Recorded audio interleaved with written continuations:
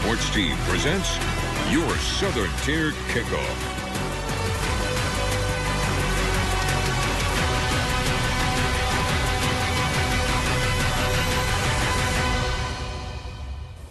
Welcome in, everyone, and thank you for joining us here on Southern Tier Kickoff on your Saturday morning. I'm alongside Kevin and Kyle here. I'm Michael Villegas. Keith will be joining us in just a couple minutes, but how are we feeling today, guys? Ready for some football. Oh, yeah. We got some real good matchups coming in today, so can't ask for better at the end of the season. Let's get right to it. Then we start coming off a big 49-10 win on the road over Purdue. The fourth-ranked Penn State Nittany Lions look to keep that momentum going as they hit the road to take on a Minnesota team. Kyle, what more can you tell us about that matchup? Yeah, and thank you, Michael. The Nittany Lions find themselves making a trip to the Great North this weekend to take on the Minnesota Golden Gophers.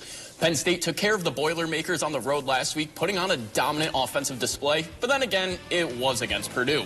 This week, the Penn State offense will face a much tougher Golden Gophers defense that have 16 interceptions on the year and an offense with the third fewest turnovers in the Big Ten.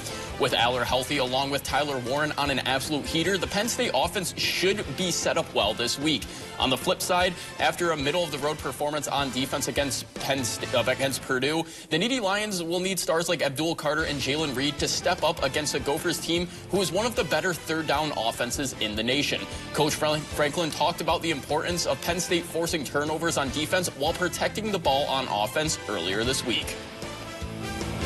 When we hire new coaches, one of the non-negotiables is we're going to work ball security every single day as a period, and we're going to work this ball disruption period every single day as a period. A lot of times guys say, well, we'll get that during practice. I'm a big believer in that. So it's not something we're going to do different this week. It's something that we constantly are talking about. And this week's keys to the game for Penn State will be, one, getting the ball to Tyler Warren. He's the best tight end in the nation, and when he's hot, he cannot be stopped. Second is create some turnovers. The Nittany Lions had no turnovers against Purdue last week, who has a less than stellar offense. And lastly, Penn State needs to do a better job controlling possessions this week after allowing Purdue to hold on the ball for nearly 29 minutes last week. All right, so let's get into it. Right now, you just had those keys to the game, controlling the possession. They have one of the best tight ends, like you said. So how do they target him more, or how does Minnesota kind of target him more on the defensive side? Because Coach Fletch over there for the Golden Gophers is pretty good.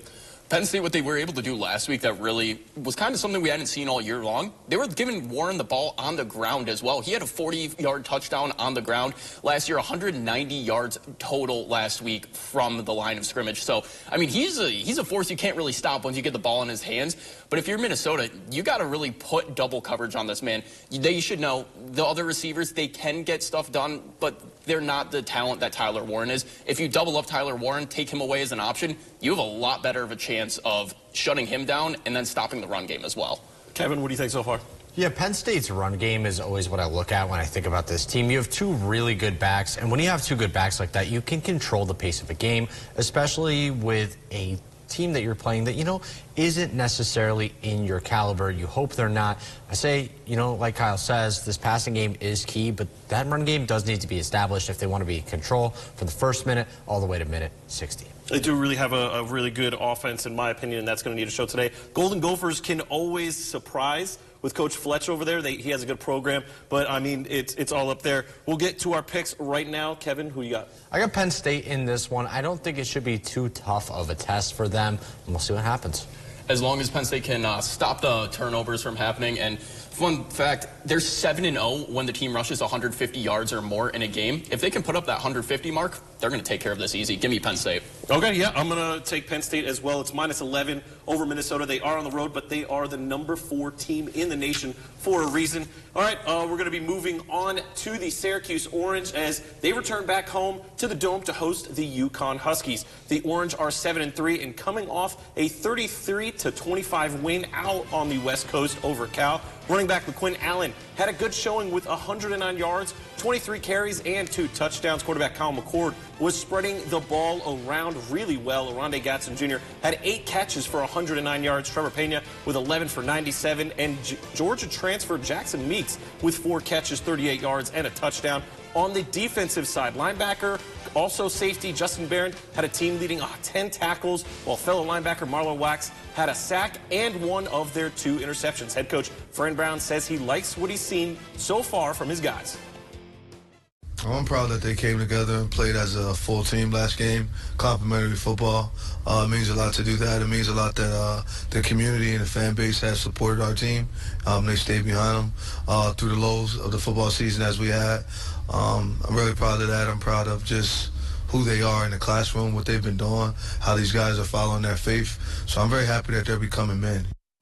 And of course, he's going to have the winners get washed t-shirt. As for the keys of the game for Syracuse, first is to improve their run defense. After giving up 313 yards to Boston College, the Orange responded and allowed Cal to pick up 166 rushing yards, which is an improvement, but anything after giving up 300 yards is an improvement. So making the run defense is a priority still. The second is getting better on third down. Last game against Cal, the Orange went 7 for 18 on third down. They also did go 4 for 4 on fourth down, which is great, but you wouldn't have to do that if you were able to convert on third down. Lastly, the Orange need to keep the offense balanced. It has shown it works. 323 passing yards on 46 attempts, 148 rushing yards on 38 attempts, and that's going to balance it out for the Syracuse Orange. So we start out, they're hosting UConn. Kevin, what are you seeing from this matchup? Yeah, I think Syracuse, should be fairly smooth sailing today. A really fun Syracuse statistic I saw this morning, both Aronde Gadsden and Trevor Pena are actually both leading the NCAA in contested catches. So I think it's going to be a game where, LaQuint Allen has got hotter recently, which has made their offense more multifaceted. You look at these games early in the year, and it's a lot of just McCord chucking the ball, chucking the ball, chucking the ball. If they can get that run game going and balance everything out, I think they should be smooth sailing today. Kyle, what do you see? I think the defense has to step up, like you mentioned. The 300 yards against Boston College, they did do better last week against Cal, but Cal also doesn't have the greatest run game to begin with. But then again, this is a UConn team. Historically, UConn never has a very good program. They can't run the ball. They can't throw the ball. They're just not a great offensive team, and their defense is very lackluster as well. This should be an easy take-care-of-business game for Syracuse before they face Miami next week. Truly, and they're going to be getting Xavier Watson from Waverly. But Syracuse is at a 10.5 favorite. Kevin, you taking that? I'm taking it, and the really cool thing this week for the Orange, they did get some votes last week in the AP Top 25 poll. If they win this game, they could go into that matchup versus Miami ranked. Be a very big game next week, so let's hope they can take care of business today. Yep, Kyle. Yeah, I mean, I'm going to have to take Syracuse here. That 10.5 is kind of disrespectful, I think. I think they're going to blow them much out of the water rather than 10.5. I mean, give me Syracuse on that. Yeah, I'm going to take Syracuse as well. I went against them last game, which cost me as an alum that was the one that hurt. But they're 7-3. The alma mater. I know. I should learn my lesson on that one, Kevin. But yeah, I'm going to take Syracuse at 10.5 over UConn. But let's take a look at some afternoon action for teams around the area. Cornell, Big Red, head south to play the Empire State Bowl, Columbia. That kickoff is set for noon, and Colgate heads to Bucknell to take on the Bison. That kickoff will take place at 1. As for that first matchup between Cornell and Columbia, we'll go ahead and take a look at the forecast for that one. Southern Tier's Chief Meteorologist Howard Manges has to look at today's weather. Well, we're lucky that the nor'easter that brought us our snow yesterday is moving out because Cornell taking on Columbia downstate in New York City. Robert K. Kraft Field down there. This is the 111th meeting between the two teams, with Cornell winning the first meeting, 20-0. Weather looks great today. It will be a little windy downstate. We have, I think, some clouds left over for the kickoff, but by the time we get into the afternoon, not we, but by the time they get into the afternoon, I think they're looking at some sunshine and clouds. Temperature should top out around 50, but that wind could blow up to 25 miles an hour.